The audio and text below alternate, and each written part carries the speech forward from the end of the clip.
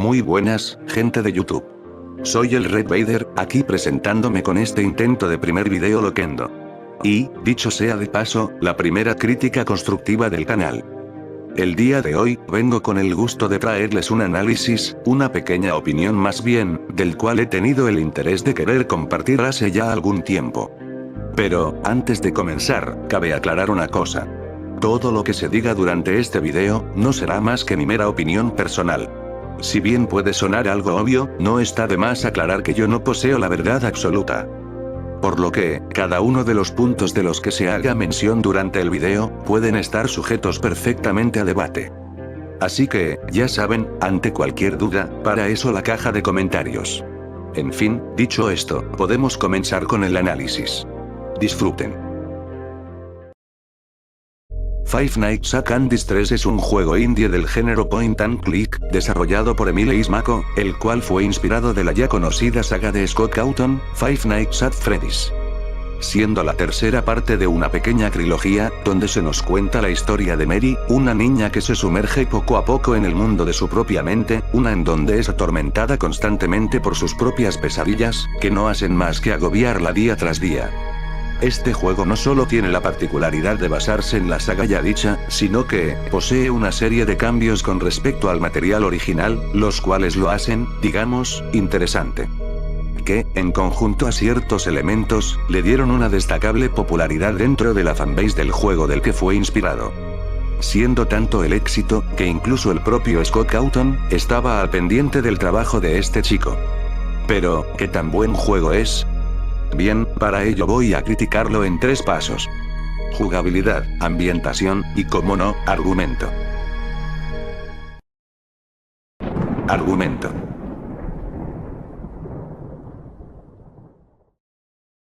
Five Nights at Candy's 3 nos presenta una primicia bastante simple, la exploración del trauma desde una perspectiva realista. Siendo la historia de una pequeña niña, la cual se verá obligada a sobreponerse no solo a sus peores miedos, sino también a los problemas ocasionados por estos.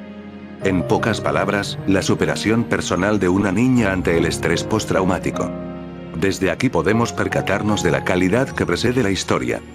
Pues, el juego cumple con el objetivo de brindarte una experiencia, a la par que va desarrollando estos conceptos. Ya que, al partir de una situación tan identificable, hace que el personaje principal, o sea Mary, deje de ser un simple NPC genérico, para convertirse en alguien del cual nos podamos poner en su lugar. Este realismo hace de la protagonista un personaje lo suficientemente creíble, al punto de lograr que uno no pueda evitar sentir empatía por la misma.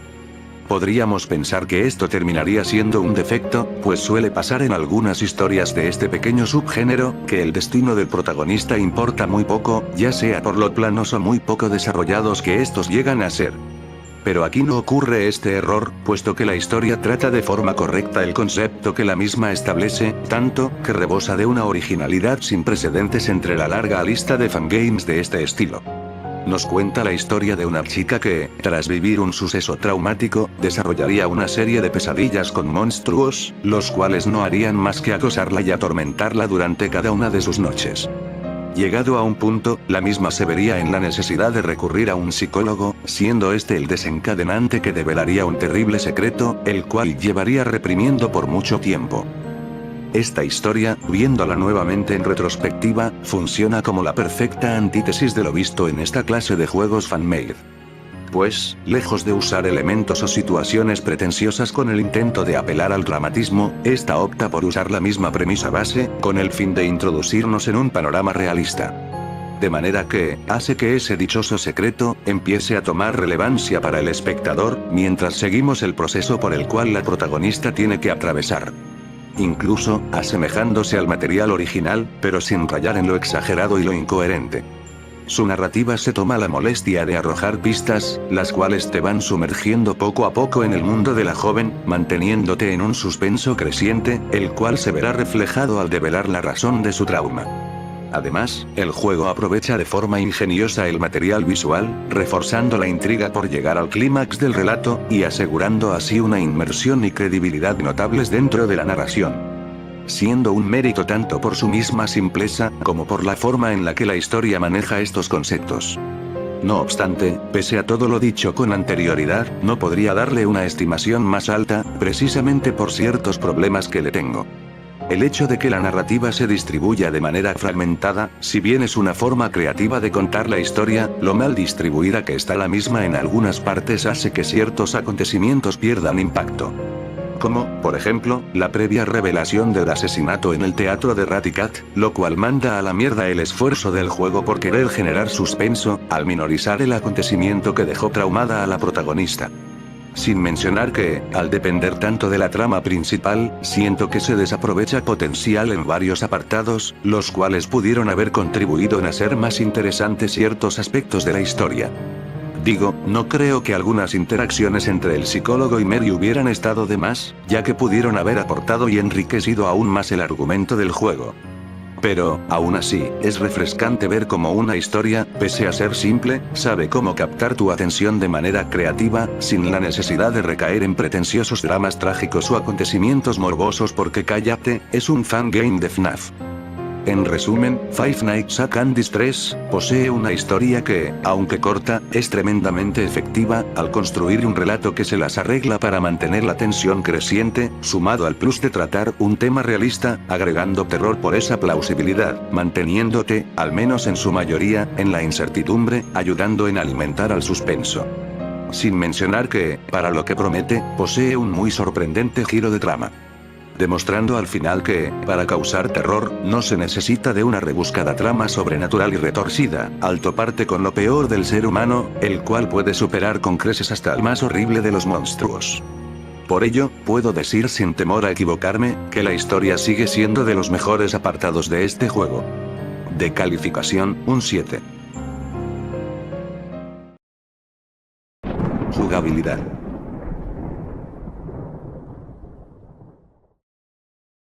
El caso de la jugabilidad de Five Nights at Candy's 3 es cuanto menos interesante. Sí, puede que no necesariamente sea el mejor fangame existente de este género, pero no se puede negar que la jugabilidad de este título está muy por encima del promedio, al ser un gran exponente de cómo hacer un juego de terror, y más aún, con excelentes resultados.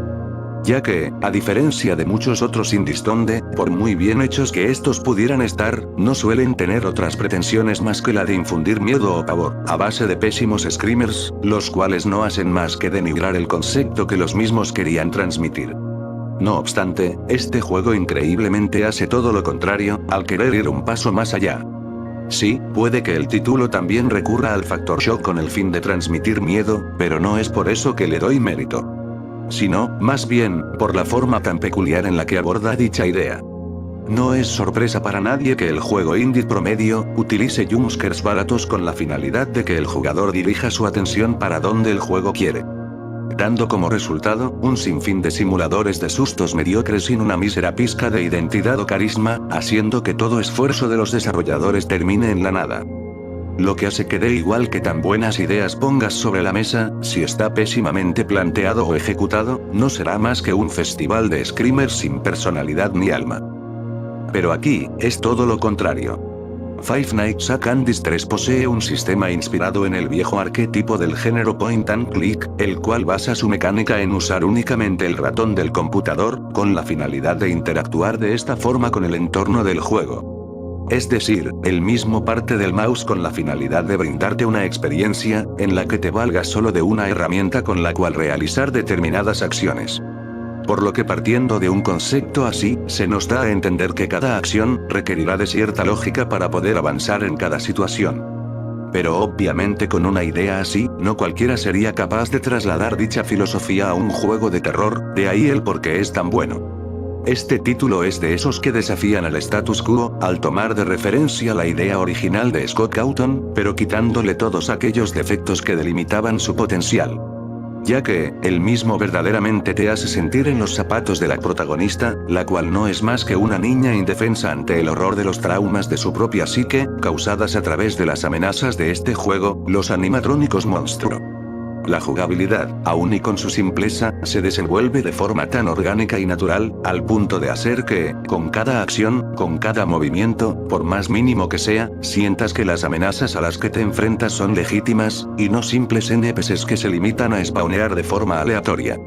La manera en la que los programa su creador, convierte a unos simples adversarios en una amenaza lo suficientemente sólida, tanto que incluso por momentos da esa sensación de que estás ante un jefe final, en vez de un enemigo casual.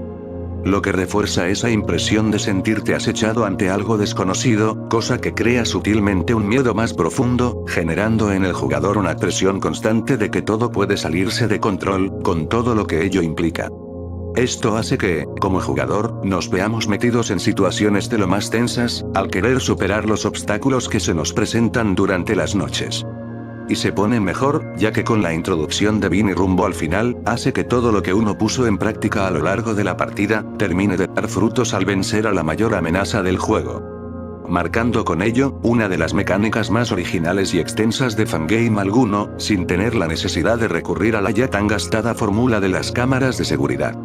Siendo una mecánica simple, pero bastante dinámica, equilibrada, y que depende más que nada de la reacción y habilidad del jugador.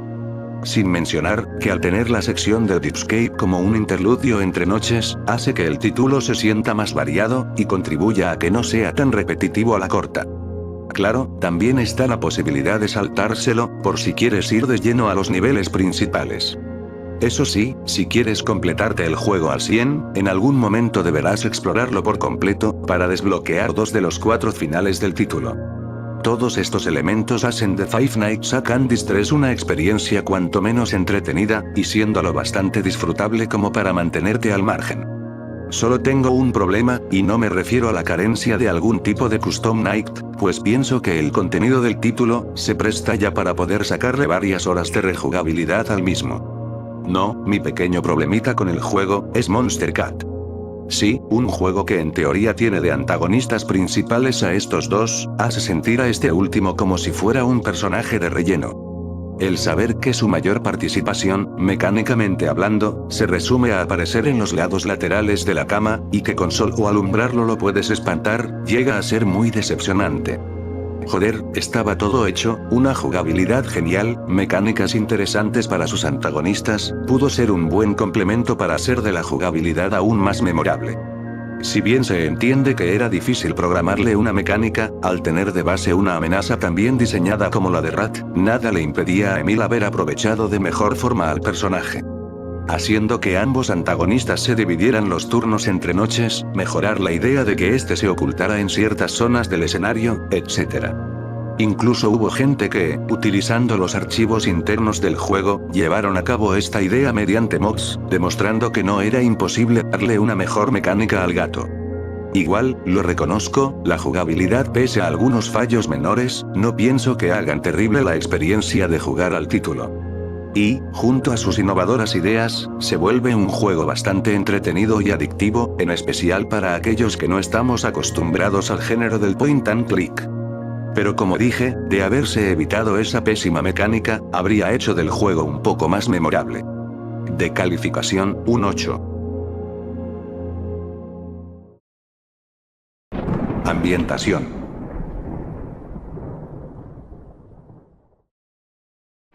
Les seré honesto. En lo personal, no suelo esperar mucho de la ambientación en esta clase de títulos, ya que es un apartado del cual, por lo general, me conformo con que no se vea horrible o vomitivo a la vista. De ahí que valore cuando fangames como este hacen algo diferente. Si bien, el concepto no es original, al estar fuertemente inspirado del visto en Five Nights at Freddy's 4, el juego ciertamente usa su base para crear algo distinto. No solo se trata de tenerle miedo a elementos terroríficos, es más bien un viaje hacia la mente de la protagonista. El juego toma de base el concepto de los sueños, mismos en los que la realidad y el sentido dejan de existir, para dar paso a un mundo gobernado por nuestras ambiciones y deseos más profundos. Por ello, es normal que la mente sueñe desde algo que nos dé satisfacción, o, por el contrario, nos ponga de frente todo aquello a lo que tememos afrontar. Esa es precisamente la situación en la que nuestra protagonista se ve sumergida. El juego usa dicha temática, con la finalidad de generar una atmósfera de suspenso y tensión crecientes, recuperando en el proceso lo que hace tiempo perdieron esta clase de juegos: el terror.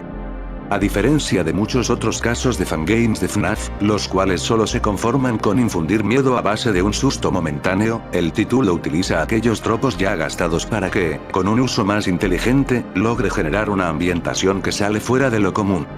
Él mismo sabe cómo mostrarte de primera mano cada detalle al respecto, y con una atención sobre sus elementos tan precisa, al punto de hacernos recordar esa sensación de que una situación, en apariencia normal, pueda llegar a convertirse en una experiencia traumante. La atmósfera generada te mantiene atento en todo momento, como jugador intuyes hasta en la situación más tensa lo que está pasando, pero la forma en la que te lo plantea refina lo ya mencionado, ya que va al punto y hace que su ambientación resulte efectiva, al demostrar que la mayor herramienta del terror reside en su sencillez. ¿Por qué? Bueno, si bien el juego tiene sus limitaciones típicas, la clave está en cómo él mismo maneja sus ideas. Y eso se debe a que, como Emil Mako no podía aspirar a hacer algo más grande que lo que terminó siendo visto en el producto final, esto lo empujaba a primar la eficiencia por encima de todo. Enfocando sus esfuerzos en la dirección de arte y de sonido, dando como resultado un buen trabajo de ambientación, al ilustrar de gran manera el concepto de estar en una pesadilla, y captando esa sensación inquietante de sentirte acechado ante el peligro constante. Para que se hagan una idea del por qué la ejecución aquí me parece acertada, pero sin desviarme mucho del tema. Lo crean o no, es muy poco común y difícil el capturar la atmósfera abrumadora a la que aspira un juego de terror, de ahí que muchas caigan en la repetitividad sin sustancia, incluida la del propio Five Nights at Freddy's 4. Esto se debe a una razón bastante simple, al querer enfocar todo el juego en intensificar el jumpscare. Algo muy notorio, puesto que se usa dicho elemento, para hacer más impactante la sensación de miedo. Ejecutándose de manera tan repentina, y sin ningún tipo de transición visual, que ayude a procesar el game over luego de una partida. Siendo la forma más barata de generar miedo, al no haber algún indicativo previo de que el jugador se ha equivocado, haciendo que la tensión se vuelva artificial, y, como consecuencia, el terror sea inexistente. Esto dado a que siempre sabrás que algo malo pasará, volviéndose predecible, y haciendo que la idea inicial de generar una atmósfera respetable, se pierda. Por eso es interesante ver cómo el Candice 3 juega con aquellos elementos, ya que ayuda mucho en sí que él mismo no recaiga en usarlos de manera pretenciosa, sino que quiere dar un paso adelante, al centrarse en aprovechar cada elemento visual y sonoro de manera significativa, dejando de lado cualquier vaga intención de generar terror fácil, prefiriendo en su lugar establecernos todo de manera lenta para desarrollar mejor su atmósfera. Demostrando que, para hacer una gran ambientación, se necesita más que solo seguir modas, y copiar las fórmulas que más venden. Manteniéndose fiel a su visión, y consiguiendo un juego que si bien, sobre el papel parece inviable, aún siga conservando su calidad, pese a todo el tiempo que ha pasado desde que salió. Por esto es que, si les soy sincero, la ambientación de este juego, no tiene nada que envidiarle al género. De calificación, un 9. Hay una cosa que quiero dejar clara. Si bien FNAF 3 no es ni por asomo un juego perfecto, es muy disfrutable. Simplemente es de admirar el trabajo de Emil Mako, ese esfuerzo con el que hizo a nivel narrativo y gráfico el título, y esa jugabilidad que, sin ella, la experiencia no hubiera sido la misma. Es una entrega sólida y competente, nada más. No es el mejor juego de terror que he jugado, ni mucho menos pretendo que lo sea. Con esto quiero decir, que no estoy glorificando al indie con el afán de menospreciar a los más grandes, ya que eso solo reduciría la conversación a lo absurdo. Sino que, para todos el hacer juegos no es una tarea sencilla. El caso de Five Nights at Freddy's 3 no deja de ser sorprendente, teniendo en cuenta que el título fue desarrollado por una persona. No estamos hablando de un juego AAA con un presupuesto millonario, o siquiera de algún estudio promedio. Emil Mako demostró cuánto había avanzado para ese punto, pues pese a sus errores, logró concretar con un proyecto mucho mejor planificado y ejecutado, que el de sus anteriores dos entregas. El cual, si bien tendrá sus detalles menores, da a pensar que en un futuro, pueda brindar productos de más calidad en todo sentido. Por lo que lo recomiendo, sin lugar a dudas. Recuerden que cualquier opinión a favor, o en contra, lo pueden poner en la caja de comentarios. Pero en fin, no me voy sin antes decirles que espero los haya entretenido con este primer video loquendo, la verdad disfruté bastante en hacerlo. También quería agradecerle a mi amigo el Foronda Entertainment, por hacerme la miniatura y por haberme ayudado con ciertas cuestiones técnicas del video. Dicho eso, se despide su amigo el Red Vader, el espartano carmesí, y espero volver con algo más interesante a futuro. Nos vemos, y será hasta otra ocasión.